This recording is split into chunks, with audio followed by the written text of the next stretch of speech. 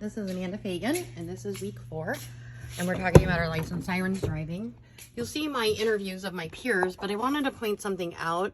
In each one of our ambulances, we actually give the rules of the road for Code 2 driving. That's what we call it here, not Code 3. One of the things that we really highlight is the need for sterile cockpit, and this comes from CRM and our aviation side, our flight side, that when we're landing and taking off, that we do not speak anything that is unnecessary to the mission. So when we are driving, we follow that also. Both crew members have to be alert, present, not on their phones, no eating, no radio, and the front passenger, if they're responding, assists the driver by watching the road. So I'm here with Ben, and Ben is the EMT at our Kankakee station. He works on ALS ambulance, BLS ambulance, and he also does private transport and backup for Kankakee City 911. So Ben, you've been with the company for a while. What is our licensed sirens driving policy? Our licensed sirens driving policy is if you're on the interstate, you do not use licensed sirens, you go the speed limit. If you're in heavy traffic, you may turn your lights and sirens on to get through the traffic. Once traffic clears on the interstate, you have to shut your lights and sirens back down.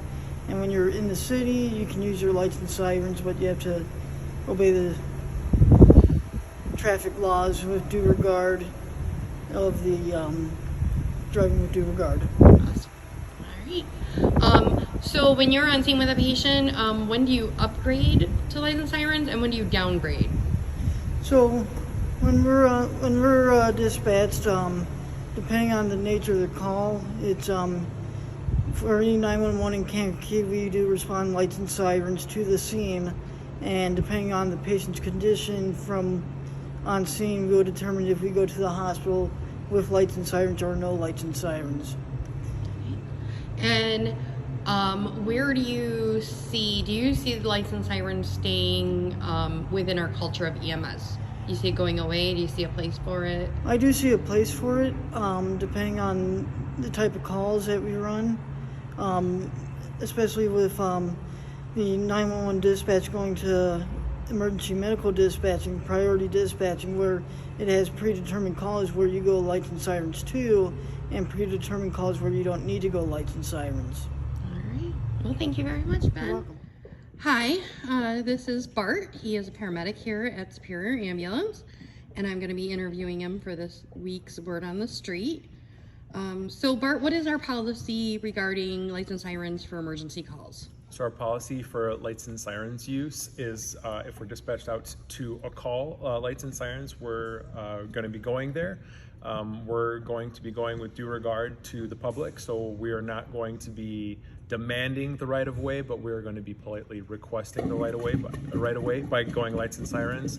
That means coming to stops at intersections with red lights, proceeding through caution, with caution. We clear each lane to make sure that we're expecting the unexpected. If there's a driver that's not paying attention coming through as well, we will not exceed the speed limit 10 miles above the posted speed limit to, I believe, upwards of 45 miles per hour. So that means after 45 miles per hour, we're going to be sticking to the speed limit. As well as that, I believe, what else do we have? I can't think. On the highway. Our policy also includes about highway driving. So if we're in congested traffic on the highway, we will use our lights and sirens. But once we clear the highway and we start moving at speeds at the posted speed limit, so if it's like 65 miles per hour or 70, we will then shut it back off. And if we come to another congested area of traffic, we'll turn them back on to proceed through the traffic and then turn them back off, so on and off as needed. Awesome, thank you. And then when you're transporting a patient, how do you judge using lights and sirens, like upgrading and downgrading? So we judge by life, limb, or eyesight. So if we get called out to a call that's lights and sirens, and we get there and we find that that patient is not needing transport because they are lower acuity, transfer for whatever reason. For example, if they're on a cardiac monitor and they have stable vitals, and it is safer for us to get through to the destination without using lights and sirens, we would do that. But for example, if we are transporting a stable patient, for example, returning them back to a nursing home on a ventilator, which we do a lot of times, but for example, if they started to have issues with their blood pressure, if they started to go into cardiac arrest, we would then upgrade the call and then divert to a hospital going lights and sirens, because all of a sudden this person's life is at risk, or if they're having, you know, any issues with their eyesight, or if they're having blood loss to a limb or something like that, or it's potentially cut off. So how do you think that our profession as a whole should change lights and sirens use? That's a hard question.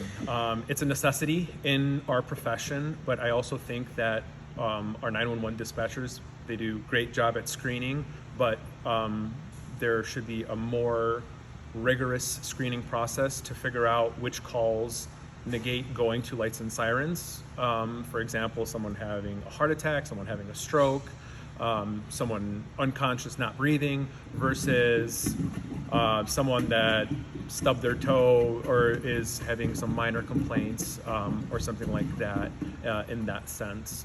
Other than that, the people that I've worked with, everyone has been always safe. So that is the best that I think is taking safety into consideration. Would be probably another thing that we should work on as a whole, and not just blowing red lights and things like that. And I think cameras have definitely helped in that situation. Awesome. Well, thank you very much, Bart. You're welcome.